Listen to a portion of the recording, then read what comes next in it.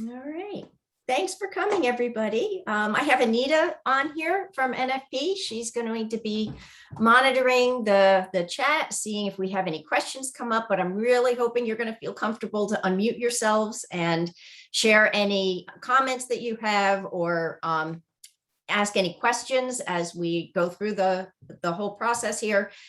I try to make it as interactive as we possibly can. And I depend on you to do that. So again, feel free to unmute with any questions as we go forward, put your cameras on, and we'll take it from there. So thanks for coming. I hope you're all somewhere where you can throw up in your windows and enjoy some beautiful, dry, non-humid air. It's a gorgeous day. So today we're going to talk about the ADA, and I want to thank those of you who have come to my presentations before who have filled out the survey, because this is an idea that came out of that survey, which you will be getting along with the slides and the link to the recording. And I always ask for ideas of other things that you'd like to talk about. And ADA and disability accommodation has come up a couple of times. So I figured it's a good time to talk about that. So we're going to talk about the ADA in particular and what workplace accommodation requirements are coming out of that. And we're also going to launch into the best practices. We are going to have a breakout room discussion where we're going to have a scenario to talk about. And then we're going to talk a little bit, take it to that next step and talk about an inclusionary workplace culture and what that might look like for you, because that's logical step. You've got the compliance piece, and then you need to really take a look at, okay, but what does this mean for us in our workplace? And just a reminder, we do delve into a lot of legalities in this topic. I am not an employment attorney. I'm looking at it from the perspective of an HR person. And I think most of you out there that are doing HR have dealt with employment attorneys. You've heard a lot of them speak. So over the course of my 30 some odd years, I've learned a lot about the ADA, but I'm not an attorney and I'm not giving legal advice. I'm hopefully just presenting some perspective from an HR point of view. So did anybody know that yesterday was Americans with Disabilities Act Day? It is the 32nd anniversary of that law. So this is nothing new.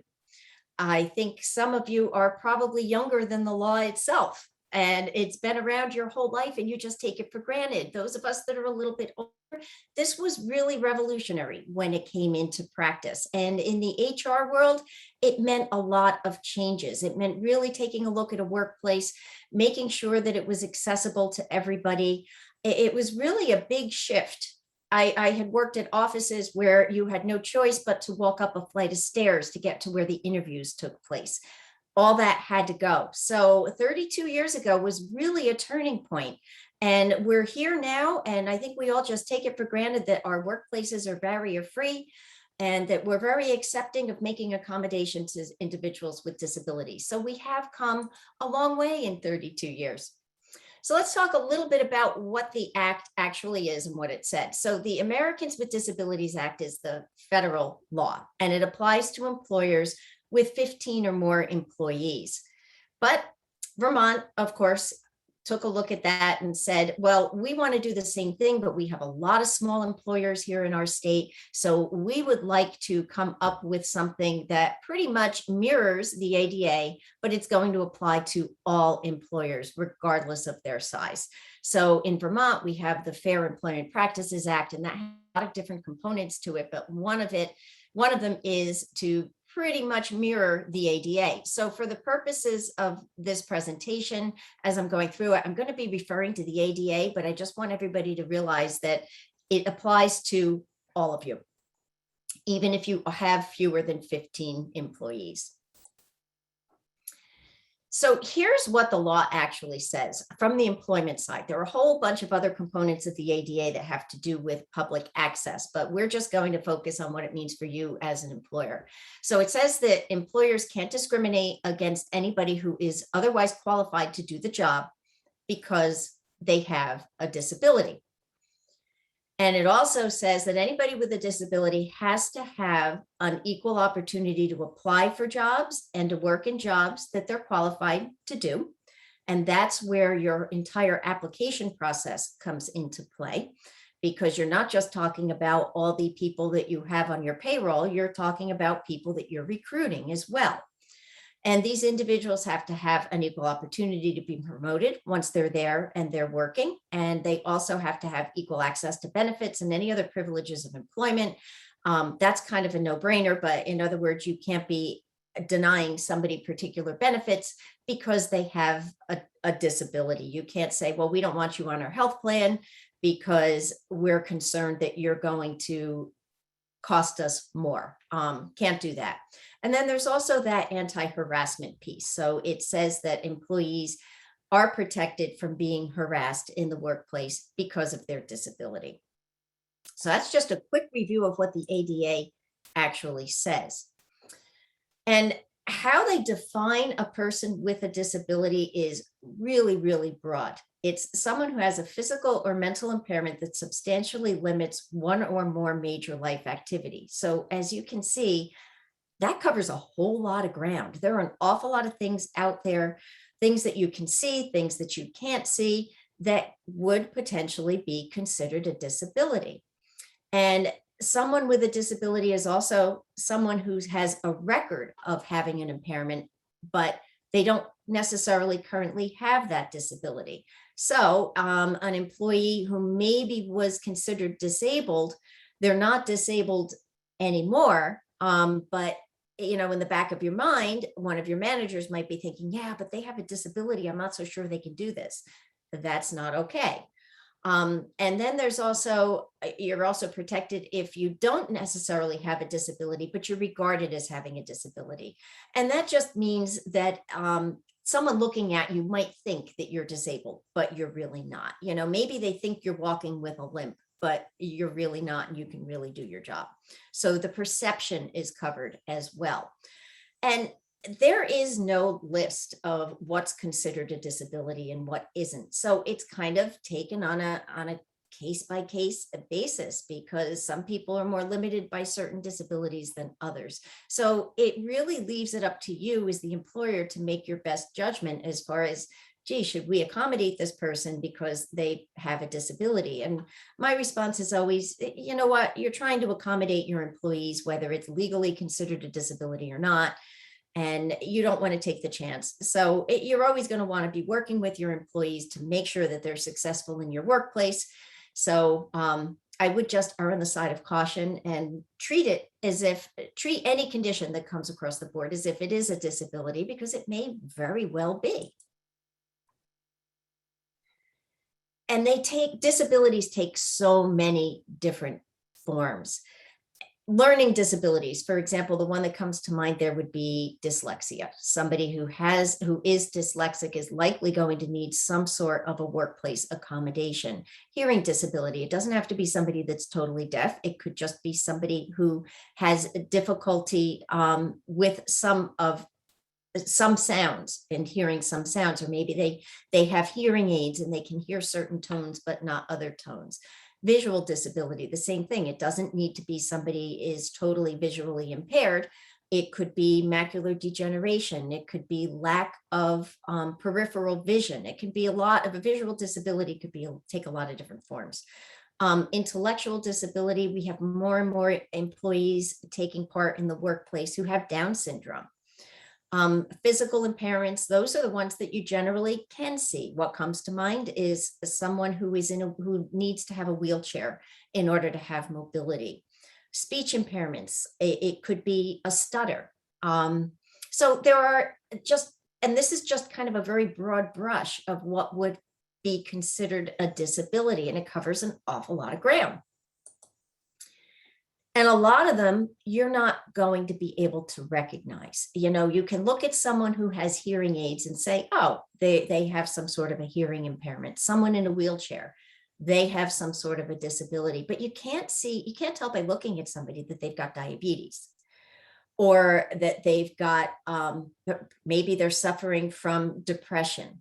ADHD is a really common workplace accommodation nowadays, because there are a lot of employees out there The diagnosis is much more common now. So you've got people in the workforce who have been diagnosed with ADHD, as opposed to when I started in the workforce, it was unusual. There weren't a whole lot of ADHD diagnoses, so that wasn't something that generally was being asked to accommodate, but it certainly is now.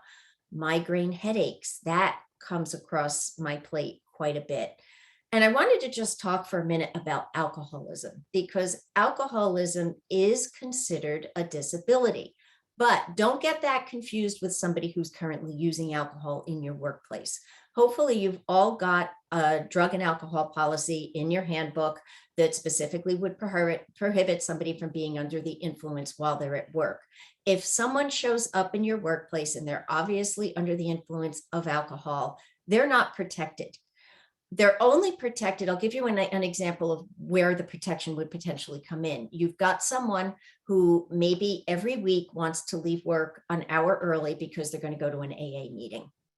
That would be considered a protected disability. That's an accommodation that you're going to want to make, but you don't need to accommodate someone who's showing up in your workplace intoxicated. So I just wanted to clear that up. Some things that actually aren't considered a disability. If somebody breaks an ankle, you don't need to accommodate that under the ADA. Are you going to accommodate it? Why wouldn't you, right? You want to make sure that that person can continue to come to work in one capacity or another, but it's not a protected disability under the ADA. The same thing with the common cold, or somebody's out with the flu, they don't require an accommodation. An interesting one that has come up though in the last year and a half is COVID. COVID in and of itself, probably not considered a disability, although there are other laws that are requiring you to give them time off for these things. But long COVID is an interesting one, because that's something that doesn't just go away in a week or two. And to be on the safe side, I think most employers are looking at long COVID as something that does need to be accommodated in the workplace. I don't know, again, I'm not an attorney, if there are any actual court cases out there, but I think most employers are looking at that and doing their best to keep their employees in the workplace in any way that they can. If you've got somebody who is a gambler, that's not protected. Old age, a lot of people would like to think that old age is protected, but it's really not. So again, if you have an aging employee who maybe has a very physical job that they do, and they're getting to the point where maybe they can't be shoveling snow on your office walkway every time it snows, you don't need to accommodate that under the ADA. But if you've got a good employee who can otherwise do their job, you're going to accommodate it. Correctable vision, somebody who wears contacts, who has glasses for nearsightedness, short or farsightedness, not considered a disability. Pregnancy is actually not considered a disability, probably because there's a definitive stopping point to that. But there are other laws out there that protect women who are pregnant. So again, it's kind of a fine line. So it kind of gives you an idea that, if this is something that's going to heal and it's going to go away, it's likely not considered a disability, but it certainly is something that you're going to want to work with, because you want to keep your employees in the workplace. So digging into the reasonable accommodation, the law says that you are required to make a reasonable accommodation so that your employees can do their job, unless it creates an undue hardship for your business. And I wish I had a magic checklist that I could just give you that you could fill out to determine whether or not an accommodation is considered reasonable, or whether or not it's considered an undue hardship on your business. And there is no one right or wrong answer. It is really taken on a case-by-case basis, and it looks at things like what is the financial situation of your organization? How large is your organization? For example, what might be reasonable for a global foundries isn't going to be reasonable for the nonprofit with 10 employees because of potentially of cost, or maybe you don't have enough people to be spreading the work out to. It's all taken on a case-by-case basis. So it's really important, as you have situations come up, to really kind of break it apart and try to come up with a solution that works for the employee and that also works for you. And that's generally going to come from interactive dialogue, which we are going to talk a lot about as we go through this. So an accommodation is actually making some sort of an adjustment to the employee's job or to their work environment that makes an individual who has a disability able to actually do their job. And it can take a lot of different forms. It can be some sort of, specialized equipment. You can be modifying the work schedule. You could potentially be modifying the job if it's a non-essential function. Maybe you can give it to somebody else to do. But some examples of pretty common accommodations that you might see: somebody's got a chronic back condition, so you're going to give them a supportive office chair, or someone who's required to stand, you might give them a stool to sit on. Allowing a diabetic to take regular breaks because they need to be checking their blood sugar, or maybe if it's someone who works, say, on a manufacturing floor, and you have a policy where you cannot eat on the manufacturing floor, but somebody who is a diabetic might need to be intaking food periodically during the day, you would allow them to take more frequent breaks to either leave the area and have that food, or you might have an exception if there's no safety issue involved, that person would be able to eat on the manufacturing floor. Some sort of a specialized computer screen. Somebody with macular degeneration needs the bigger screen. That's an accommodation. It could be providing somebody with extra time off at the end of a family and medical leave because they're not quite ready to come back to work yet. Anybody who has attended my FMLA and paid time off presentations, we've talked about that before. If you've got somebody in a wheelchair, you may have file cabinets that are stacked 6 feet high. It may involve moving files to lower areas so that somebody can reach it. So, usually accommodations are pretty simple and they're pretty easy to come up with. Not always, but if you do have a manager coming to you and saying, oh my goodness, so-and-so just told me they've got this disability and they need an accommodation, just don't panic, and make sure the manager doesn't panic, because it does happen. All of a sudden you're like, oh my goodness, what do I have to do, right? So just remember that it doesn't have to be difficult. The important thing to remember is that you are required to engage in an interactive dialogue with your employee. And my suggestion would be to involve the manager, because it's likely something that the manager is going to need to discuss so that they know whether or not this is a feasible accommodation. And it needs to be a back and forth. Talk to the employee, find out what they are able to do, what they're having difficulty doing, and what they think might make their job easier to do. You can ask for medical documentation. I don't think I would recommend doing that right off the top, because a lot of times these accommodations are really very simple and they're not hard for you to do at all. And I think right away, when you're asking for medical documentation, an employee might get very defensive and think that they're being questioned or that you're not believing them. So you can ask for medical documentation, and in some cases it's going to be perfectly appropriate. But I think to start off the discussion, just from an HR standpoint, it makes sense to have the discussion without launching right into, we need your doctor to tell us what you can and can't do. It may ultimately come to that, but I think that at least half the time you're not going to need it. Also, keep in the back of your mind that you don't have to give the accommodation that the employee necessarily wants. You just have to give them something that makes sense. So an example of this would be, and I heard this from another HR practitioner, that they had someone who came into her office, and their normal place of work was in the middle of a large room in a cubicle with half walls, kind of noisy, kind of busy. And this person came in and said, I have ADHD and I can't concentrate out there on the floor at my desk. I need an office. I need to have a place where I can close the door. And there weren't too many offices in the first place. None of them were available. And, offices were taken by people who were in higher level positions who did have a need to meet privately on a regular basis with employees. It's kind of hard to say, okay, well, we're just going to move you out of your office, put this person in. So the solution after a back and forth that they came up with was noise canceling headphones. Really simple solution. This particular employee was very open about her issues, and she talked to her employees about, when I have my headphones on, just don't sneak up behind me. Just come, you're going to have to come in front of me to get my attention. Just don't come up and tap me on the back, because I'm not going to hear you. But by all means, approach me. It doesn't mean that I don't want to interact with you. It just means that this is how I focus.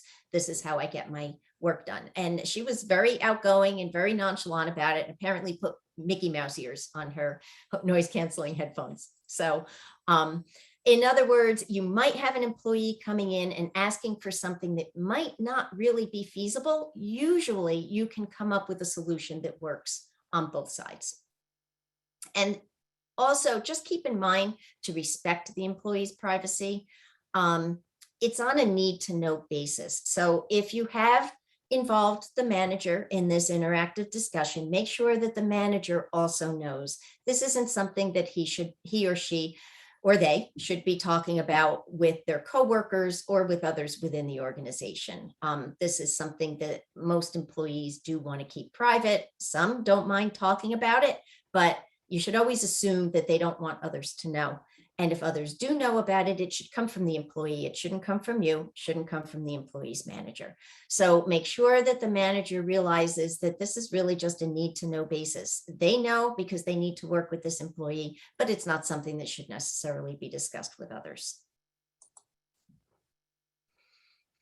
A couple of hints in actually having that interactive dialogue.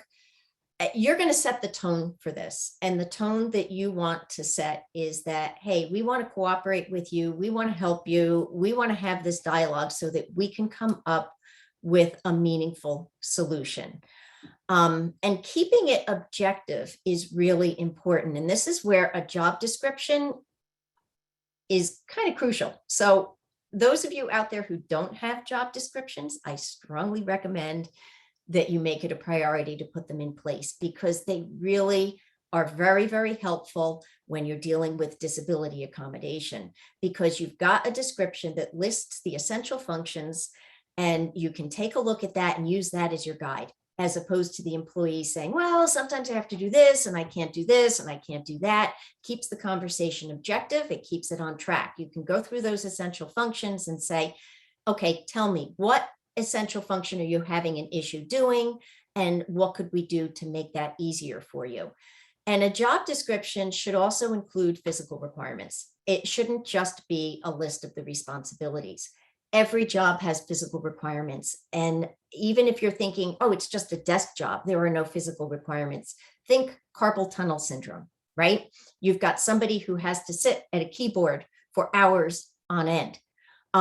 You want to make sure that you're listing in that physical requirements that you are going to be sitting at a keyboard for hours on end. If you have an issue with carpal tunnel syndrome, it might not be the job for you. Focus on what the employee can do, not so much what their limitations are, but what are you able to do and what can you do with this with a potential accommodation, and focus on that as opposed to focusing on the condition itself. So if someone has, say they've been diagnosed with MS, don't focus on the MS, focus on how does that limit your ability to do your job, and what can we do to help you do your job? And also respecting the employee's privacy, not just from the standpoint of not discussing it with others within the organization, but when you're having this discussion, make sure it's in a private location. Make sure it's somewhere where you can close the door and other people aren't going to be hearing the conversation. So just kind of as a quick go through, remember, you can ask for medical documentation. In some cases, it might come down to that. You may need to do that. And again, just another note on that, if you are going to ask for medical documentation, it's so much easier if you have a job description and you can give that to the employee and you can say, why don't you discuss this with your medical provider? And then let's have a discussion about what we think you're going to need to be accommodated with.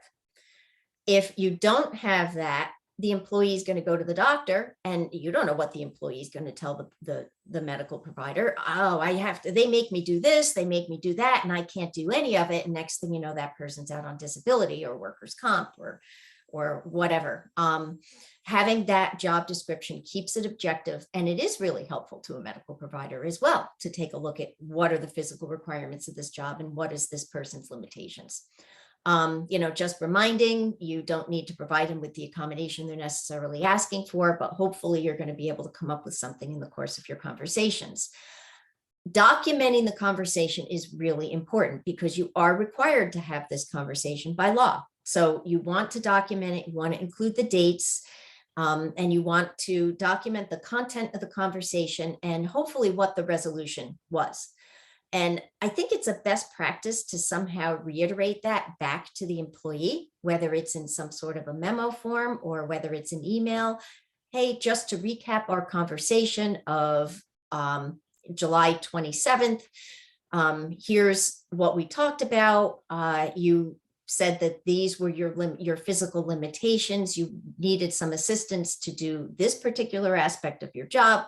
This is the solution that we came up with. Or we really would need to see some medical documentation for this and put a date on it as far as when you want the medical documentation back from. Just keeps it nice and neat. And if it's ever questioned, or if you ever have to go back and refresh your memory as far as what was discussed, it's all right there. And it's fed back to the employee. So that facilitates that clear communication back and forth. And some issues you might be involving legal counsel because some of them aren't as cut and dry as I have a back issue and I need to have a really supportive office chair. They can get pretty tricky. Don't be afraid to involve an attorney on this. It's worth every penny of it because you want to make sure that you are giving that employee every possible accommodation. They can get really, really pricey if even if the employee doesn't have a case, if they do decide that they're going to file a charge, just the fact that you're going to have to then retain an employment attorney to help fight that charge, it would have been a heck of a lot easier to involve the attorney in the first place and make sure that your documentation is clear, your I's are dotted, your T's are crossed. So, do we have questions? There aren't any in the chat at this moment, Susan. Oh, okay. Anybody have any thoughts or anybody have a particular situation they'd like to share? I have a question, Susan. Sure. This is Kay. I'm curious if you know of any state resources or local resources for folks to support accommodations financially, thinking of those smaller nonprofits, or if you know if there are any state resources dedicated to supporting folks with disability in the workplace that places could look to help reach those reasonable accommodations? Wow, that's a really good question. I don't know of any offhand. I'm wondering if some organizations that maybe deal specifically with whatever disability the employee is contending with might have some resources or might have some, equipment available. But offhand, no, I don't know of any, any grant programs or anything where you could actually go to get the funding for that. But that's a really interesting concept. Does anybody have any thoughts on that? Anybody else have anything to share on that? I wonder, I know Blue Cross Blue Shield has like wellness allotment, money. So I wonder if there might be something available through insurance, if it's like medically related for the wellness of your employee. Yeah, I don't know. Anita, have you ever heard of that? Or Melinda? Go ahead. Yeah, the wellness ones, I bet that they would cover that. We have that with Blue Cross Blue Shield, and we haven't used it for that, but I could see them That use has this not union come up. card. Yeah, that has not come up Hmm. for an accommodation or anything like that from the medical provider Yeah, providing that, no. Not saying that it isn't or couldn't happen, but I have Right. not run into that. okay, okay. But I think the wellness program might be a place to go as well. If you do have a program like that where you have funds available for wellness programs. I'm not sure that it would fit into the scope because you're accommodating one employee as opposed to the wellness of your workplace. But I don't know. That's a really good question. If I do find anything, Kay, I'm going to tuck this one in the back of my mind and keep you in mind if I hear of anything. Great, thank you. You're welcome. Any other questions or thoughts? Hey, Susan, this is Skim from Healthy Living. I just wanted to say thank you for doing such a great presentation. I've learned so much from the past couple that you've done, so thank you for doing this. Oh, you're welcome. I always like to hear that because I will tell you, when I'm not in a room full of people and all I'm seeing are faces on computer screens, I'm never really sure. So thank you. You're I welcome. appreciate that. Hopefully you're learning something today. For some of you, this is going to be nothing but a review, but for others, hopefully you'll take something away from it. Okay. Susan, I Yeah. had somebody put something in the chat here. Their audio isn't working, but they said they're working with an organization. It's called Hearability, HIRABILTY. Yeah, higher ability. Higher ability. Yeah, formerly of Voc Rehab is someone who we are working with to help with temp employee who has a disability. So that may Ah. be something, Kay, that you could look into. Right, that's true. Some of these some of these agencies that deal specifically with the disabilities also offer hiring services. So yeah, they sometimes will provide, they'll go as far as to provide job coaches on site sometimes. So yeah, that's a really good point. And I have heard of hireability. Yep. Okay. Speaking of hiring, this is the next thing that we'll delve into, because again, as I mentioned earlier, it does affect your hiring practices. So as I mentioned, 32 years ago, the first thing that all employers needed to do was take a look at their hiring practices and take a look at the accessibility of where they interviewed candidates. And it's always good to just kind of take another look around and just make sure. And that could mean, just making sure that there's not a lot of clutter in the way. Some offices have things kind of piled up, and other than the fact that your workers' comp provider is going to say it's a workers' comp claim waiting to happen, you want to have open spaces. You want it to be somewhere where somebody who comes in, whether they have a physical disability or whether they have a disability that you can't even see, it's not going to look good if you've got a lot of clutter standing around, because people, even if they're not disabled themselves, maybe they know somebody else who is in a wheelchair, and they're going to come in and they're going to say, well, you know what? My cousin would never be able to work here because look at this place. They can't get around. So just kind of take an objective look around and put yourself in the shoes of somebody that maybe has mobility issues. Are they going to be able to be comfortable coming into this environment for an interview? We talked a little bit about the job description, and the job description is really important during an interview process as well. And I could probably spend an hour just talking about hiring practices, but for the purposes of the ADA, if you've got your job description that lists the essential functions, also lists the physical components of the job, you can easily incorporate that into your interview process. You can share it with the candidate during the interview. You could share it with them. You could email it to them before the interview process to have them take a look at it.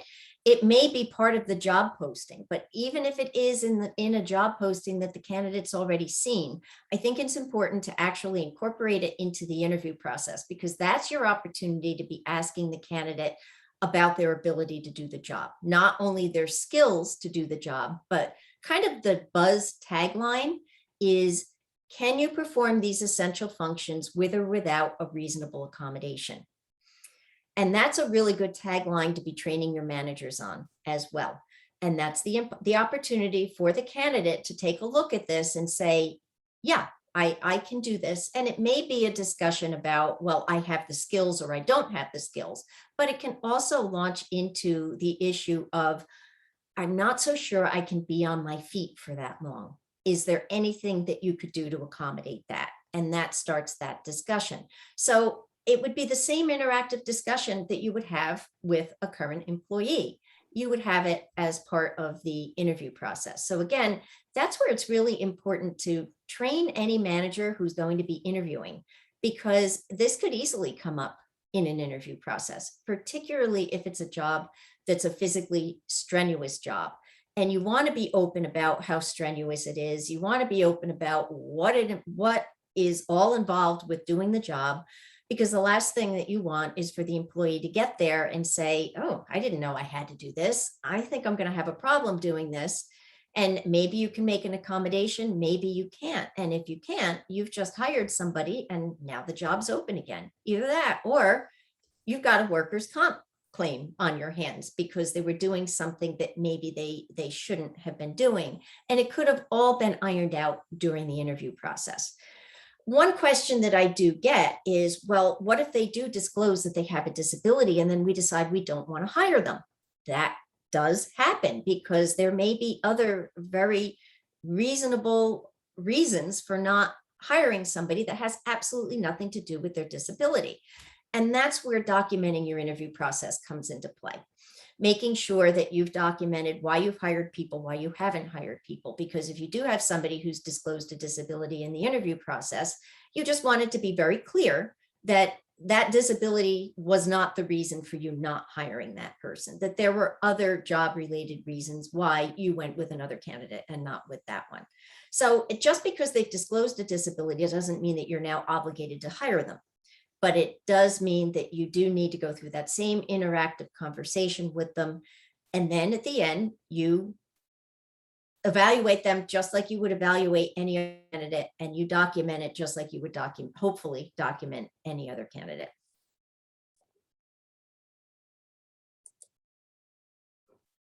So we're going to take about 5 minutes or so, and I'm going to do a breakout, and I'm looking at how many people we have here and how many I think I will put in a group. It looks like I've got 20. So I'm going to put you into 4 groups and have you discuss this scenario. And hopefully you can maybe bring some perspective that somebody else hasn't had.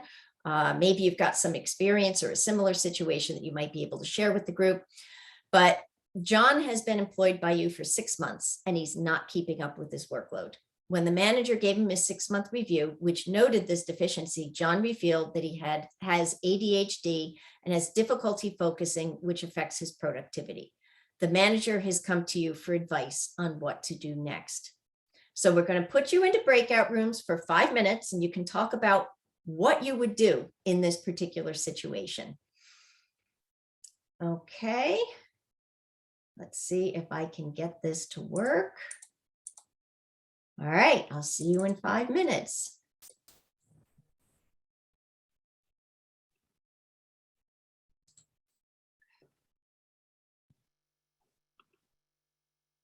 Did that work?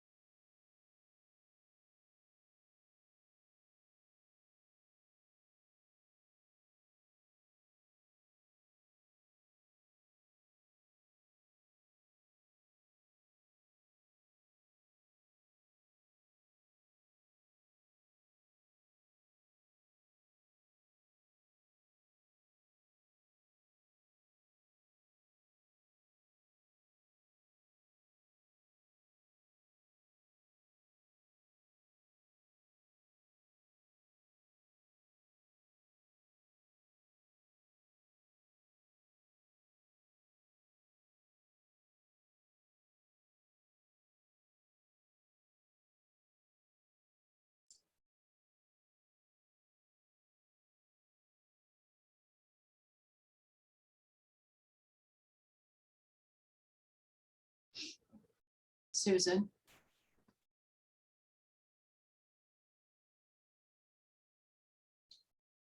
Hey, Susan, Yeah. not sure if you're aware, the slide is not in PowerPoint mode. Oh. Hmm.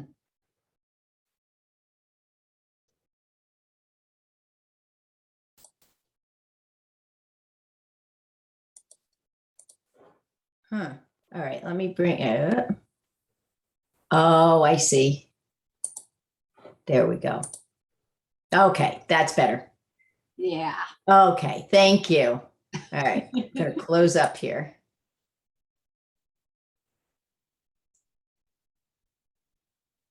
Is being recorded.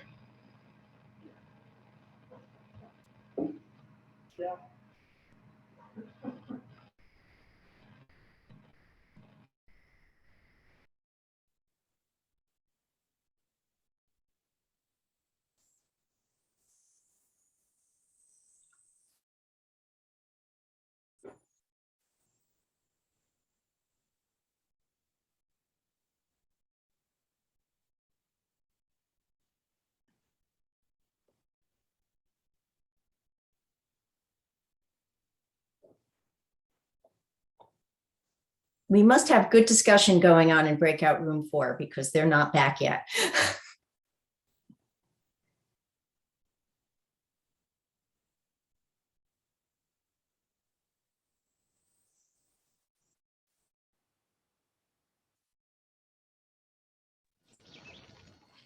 All Hopefully, right. hopefully if it's that good, they'll share.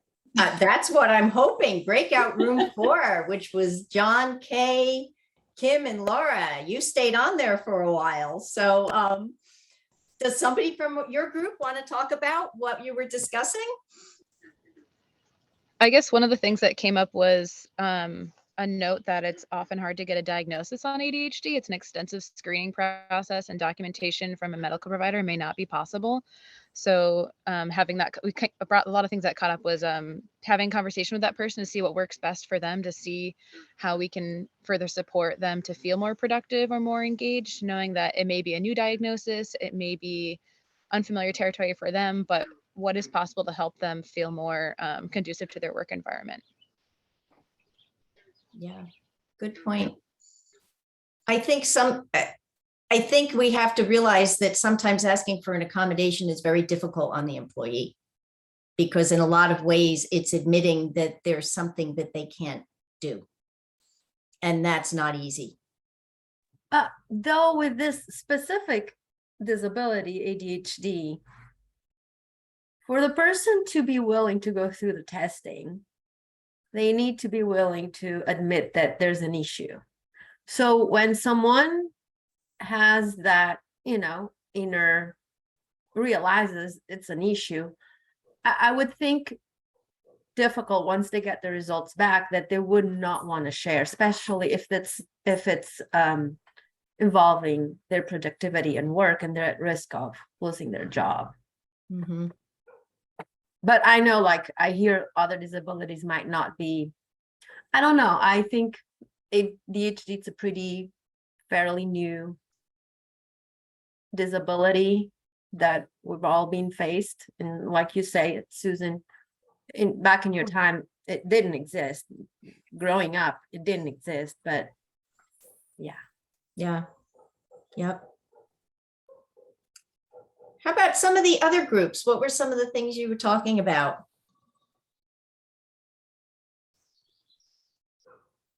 Our group, Go ahead. our group was talking about one of the ways you can accommodate is giving time for the employee to address and get help with the issue. So whether that is already a weekly thing or a set block of time that they can seek out assistance, because I don't think the employer is having to come up to find the accommodation alone. I think it's not, if I'm right, that the employer doesn't have to be the one who researches and finds the way to help the person.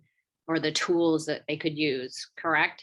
Yes, correct. And that's a really good point, that you don't need to be an expert in these Right. particular disabilities. And that can be hard because sometimes somebody has some sort of a condition that you know absolutely nothing about. And I think it's okay to be honest with the employee and say, I don't know anything about this. Let's involve your medical practitioner in something like that.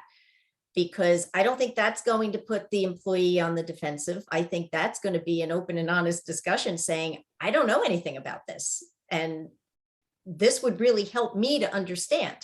Right. Yeah. Yeah, good point. I'd like to add to that. Hi, everybody. My name is Jeff. I'm with the Himalayan Cataract Project. When it comes to ADHD, our group talked about the steps to turn it into a teaching moment for that manager, and have the manager and the employee come in and be able to have that open discussion about this, what supports we might be able to offer. But I would also talk to the manager prior to find out what they've noticed in the first 6 months. It's a bit surprising that the employee falling behind is just being discussed at the 6-month review. And maybe what were those signs, or have you had any discussions ahead of time? Do you need any advice on talking points on how to approach this topic? But if you do want to speak to it, inviting both the employer and manager in so you could model the behavior on how to ask those questions. And I also know when it comes to ADHD, when individuals are in therapy, if those situations come up, there's also therapists, but there's also medical therapists that can talk to you about your ADHD and do the prescription of medication. And if therapy is sponsored through your healthcare benefits, this might be one avenue you can take to see if the employee wants to investigate a little bit more on strategies to work with their disability if they haven't already.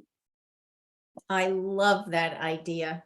I love that, because sometimes medical practitioners, you're right, they're only dealing with one aspect of this too. They're giving the medication, but they're not helping these individuals to necessarily live their lives. And whatever resources that you have that might help with that, it's always good to put them front and center and make sure the employee's aware of them. So really, really good suggestion. Yeah. if we Other just have- thoughts? Yeah. If you have an EAP program that you use, the employee assistant program, that would be one step too. Yes, absolutely. Absolutely. And I love the thought too, that, hey, this is a teaching moment for this manager. This is an opportunity to involve them so that maybe if this comes up again, they are feeling a little bit more comfortable with it, because I have seen that sometimes the manager's reaction, as I said before, is to kind of panic. They don't really know what to do.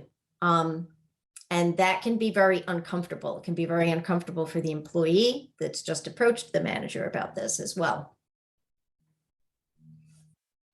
So other groups, I know I sorry about that. I know I popped in on the group with Ashley and Cody. You want to report back? Yeah, we said similar things, why wasn't there a discussion before that 6-month mark? Definitely need to be checking in with your employees more often. And then in terms of the review piece, discussing what steps there are to fix, and if there's a reasonable accommodation, postponing this review until the employee has had a chance to have those accommodations. And then, proof that they can handle the workload when they do, or, then that's a good talking point again. If they're given the accommodation and 90 days or however long your company decides, and there isn't an improvement, then you have some grounds to stand on with their review. Yep. Yeah.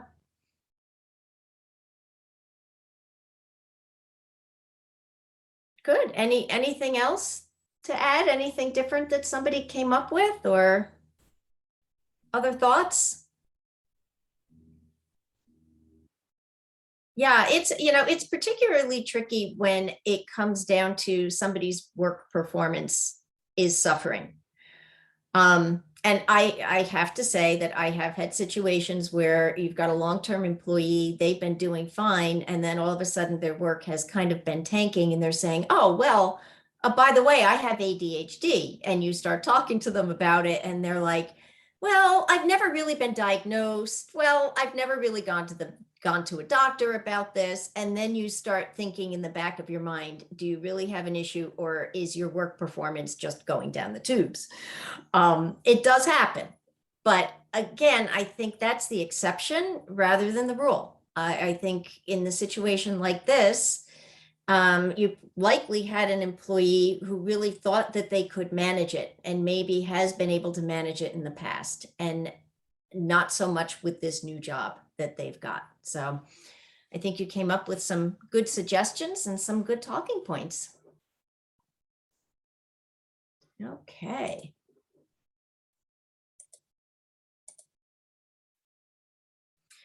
So this is a woman by the name of Denise Shearer Jacobson. She's a writer. She's a disability educator. She has cerebral palsy. She uses a motorized wheelchair. And I really loved this quote. The ADA was a wonderful achievement, but it was only the tip of the iceberg. You can pass a law, but until you can change society's attitudes, that law won't mean much. I think we've come a long way in the last 32 years, but there's still work that can be done. I think that in some ways, employers, sometimes they're a little bit afraid of the unknown.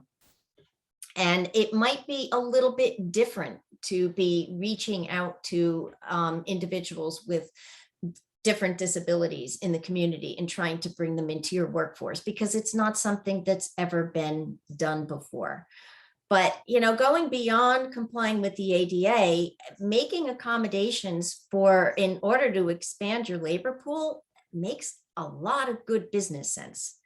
So if you haven't discussed this with your senior team previously, now's probably a good time to do it. If you just take a look at some of these statistics here, that we have more and more people that are entering the workforce with disabilities. And part of it is that, yes, society is evolving and is becoming more acceptable of having these individuals in the workforce. Part of it is that there's a labor shortage out there. And all of a sudden employers are realizing, well, it kind of makes sense to try to be recruiting people from different backgrounds and getting them into the workforce, because what we've always done isn't working. We're still shorthanded. 1 in 5 Americans has a disability. That's a lot. And chances are we're working side by side with people who have disabilities that we don't even know about. And we probably don't know about them because either they don't talk about them or they're able to do their work.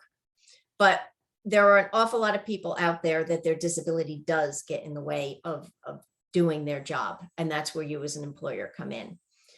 More than 45,000 working age Vermonters living with some sort of disability. That is a huge number. And when you take a look at that 13,000 students in Vermont's K through 12 public schools with disabilities, think of the implications of that in the next 10 years, because all of these students are going to be entering the workforce. And yes, some of them are going to leave Vermont, but a lot of them are going to be here. And I think it just makes good business sense to try to be getting those people into your organization. So we're going to talk a little bit about what that might look like, how you might be able to do that. Why you would want to do that, other than the fact that it just makes good business sense, because we have a labor shortage and basically full employment. Look at the loyalty. very often individuals with disabilities, they feel that they've been given an opportunity by their employer. Maybe it's an opportunity that nobody's been able to give for, and that creates an incredible amount of loyalty. It creates a lot of goodwill among your employees and potentially an expanded consumer market, because if the word gets out that your particular organization is friendly to individuals with disabilities, well, they're going to want to be a client of you as opposed to a client of the store down the street, because they don't hire people with disabilities, or you've never seen them doing that. Individuals with disabilities have usually had to overcome obstacles, and that makes them very strong people. Think about how they might be approaching solving problems, because they've been facing more problems than individuals who have not historically had those obstacles to face. Just having that diversity in your workforce really is contagious, and it really kind of permeates your whole culture when you're accepting of individuals with disabilities, you're working next to them, and everybody is working together as a team, and just seeing that commitment to social responsibility. And there are some potential financial incentives out there. We talked about hireability.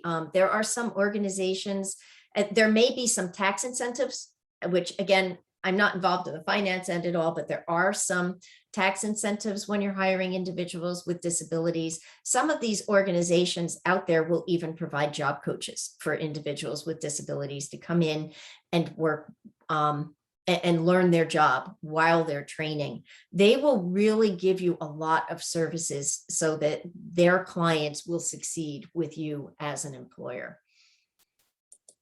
And when you're doing that, if you are reaching out to these individuals, include your management team in that, include everybody in your organization in that. Let them know what it is that you're doing, because that will go a long way.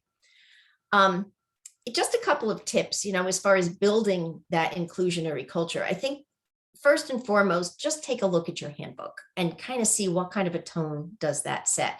First of all, it should talk about disabilities accommodation, and it should talk about, if you have a disability, this is what you should do. Talk to your manager, talk to human resources. We want to accommodate you, and make sure that that's there. If it's not, put it there. Your job postings, what's the tone of your job postings? Are you just listing what the job functions are, or are you saying, if you're going to require an accommodation, come talk to us, or we are welcoming to individuals who may require some accommodation, please come talk to us. Take a look at your postings. Celebrate the fact that everybody in your organization is different, and some of you have some very good diversity, equity, inclusion incentives going on out there. You've got good programs within your workplace. And one thing that they're always saying is, when you're looking at the diversity of your workforce, culture fit, yeah, it's important, but you want to be thinking culture add, right? Who can I bring onto our workforce that's actually going to bring some different ideas, going to bring a different perspective? And one way to do that is to be reaching out to people who do have disabilities, because they're going to be a little bit outside of maybe the traditional mold that you've had before. And, celebrate. Okay, I guess not most of you knew that yesterday was National Americans with Disabilities Act Day. It wasn't something that was out there on a lot of people's radar, but come October, that is National Disability Employment Awareness Month. Kind of like May was Mental Health Awareness Month. I think it goes a long way if you can actually get the word out there and celebrate these things in any way that you can. If you happen to have somebody on your staff who does have a disability, if they are willing to talk about it, let them talk about it. Let them talk about the challenges that they faced, and let them talk about what they do in order to function in their workplace. I wouldn't put them on the spot, but if you've got somebody and you're comfortable approaching them about talking to coworkers about that, go for it. And again, take a look at your physical workspace and take a look at it from the point of view of someone with a disability. And again, it doesn't need to just be somebody in a wheelchair. How ergonomically friendly is your is your work environment? Do you have everybody sitting at old desks? Or do you offer people stand-up desks? You can have your workers' comp provider probably come in and do some sort of an evaluation of your physical space just from the perspective of keeping your workers' comp claim low. It's kind of the same thing for individuals who may be physically challenged in some way. Some of these things are going to be very important to them. And if you're providing it to all of your employees, they may not need that accommodation. Because they just know that they can have a stand-up desk if they want it. Isn't that a great thing? And, take a look at materials that you have around your workspace. If you've got posters around, are they representative of all different individuals? And by all means, make sure that your workspace is barrier-free. I think that goes without saying. I think that's one of the first things that employers were on 32 years ago. But sometimes things slip through the cracks because you're just not always in that particular mindset.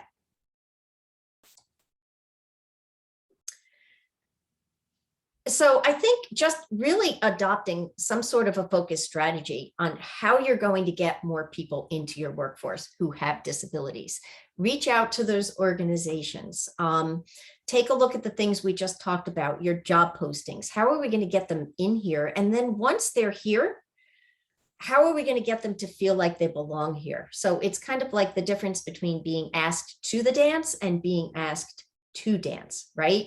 It's one thing to get them in the door. That's step one. Step two is, okay, how do we make them feel like they really do belong here? So if you are making a concerted effort to be reaching out to individuals with disabilities, how are you going to hang on to them once they're here? And how are you going to make them feel like they belong? Probably going to need to go an extra step and maybe set up a mentorship program. Absolutely make sure that you're checking in with them on a frequent basis. And this could be someone who maybe you've just made an accommodation for. Maybe it's a long-term employee. Make sure after you've made the accommodation that you and the manager are checking in with that individual on a frequent basis and saying, how are we doing? Is this working for you? If there was a work performance tied to it, kind of like what we talked about in the breakout sessions, don't let it go until the next 6-month performance appraisal. Check in with that employee. Let them know that their work is getting better, or you know what, despite the accommodation, you're still having some work issues. That frequent check-in is huge. Make sure that your leadership team is on board. It's really easy for people who are at the top, who are really busy, to go to HR and say, take care of this, right? Start this initiative. This is a great idea. Take care of it. You need to get them on board. You need to get them involved. If you're going to be talking about disabilities, they need to be part of that discussion. If you've got a DEI initiative, make sure that you're not, it's great to be talking about, racial diversity, gender diversity. It also means incorporating people with disabilities. And I like to talk about developing the yes and mentality. Is anybody familiar with the yes and the yes but? Okay, I see a few hands going up. Some of you may be familiar with it, some of you may not be, but it's kind of a, I've done it in seminars where you've got people talking about positivity and how to get things done, as opposed to kind of being closed-minded. And they'll break you into groups and you do these exercises. It's like an improv game where somebody starts off with a statement and then you say yes and you continue that statement. And then you have another group who, instead of saying yes and, says no but, or says yes but. And the difference between the and the but is really pretty amazing, that the and actually brings out those creative juices. So I found this online. It's just a little blurb talking a little bit about that yes and mentality. Because right now, some of you are sitting there thinking, well, that's great in an improv game, but you can't always just say yes. Sometimes you disagree. And you're right. This is not a literal technique. It's a mentality. So I'm not suggesting that if like the office slacker comes to you and says, hey, I haven't worked on this project for 3 weeks. Can you do it for me? That you say, yes, and let me pick up your dry cleaning. And as 2 years of marriage has taught me, If your wife comes to you and says, does this outfit make me look fat? Yes, and old. Like, no, right? You don't. So it's not a literal technique. You don't just say yes and everything, but it's a mentality. Yeah. So, you can't expect your employees to go around and say yes and all the time.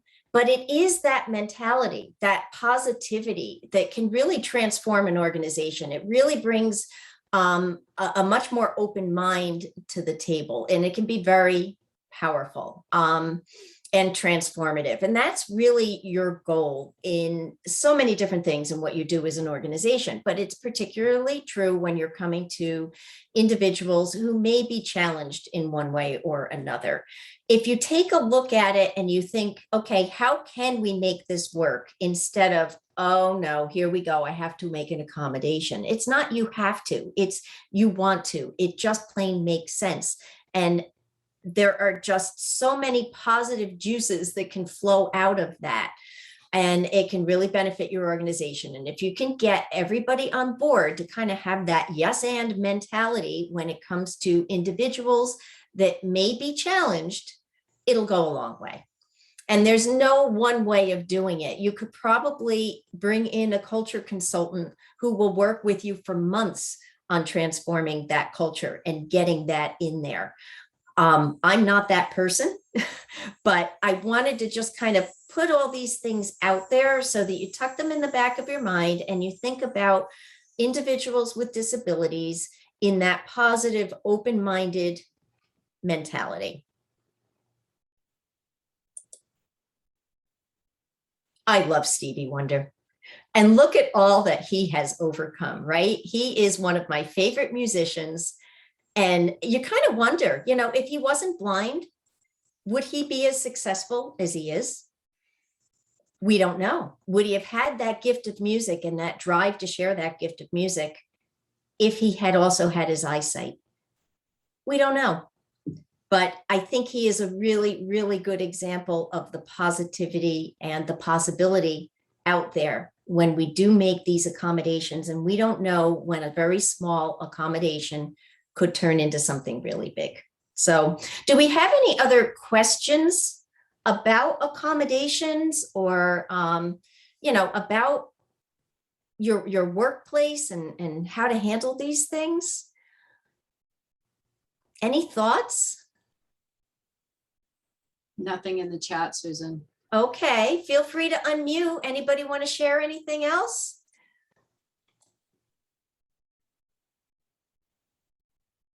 Okay, I hope you all got something out of this. As I said, I am going to be sending a copy of the slides as well as a link to the recording and the survey. Please, please, please complete that survey. I love the feedback. You don't all have to give me that glowing review that I got earlier, but I love having the feedback. And most importantly, I want to know what it is that you want to know more about so that I can tailor these to what it is that you need. So please take a couple of minutes. It really only takes a minute or so to complete that survey. And if anybody has any further questions or anything on this, feel free to reach out to me. I'd be happy to talk it over with you. Okay, we are 15 minutes early. Thank you, everybody. I really appreciate your coming, and I'll see you next time. Thanks. Bye, everyone. Thank you. Good morning. Bye.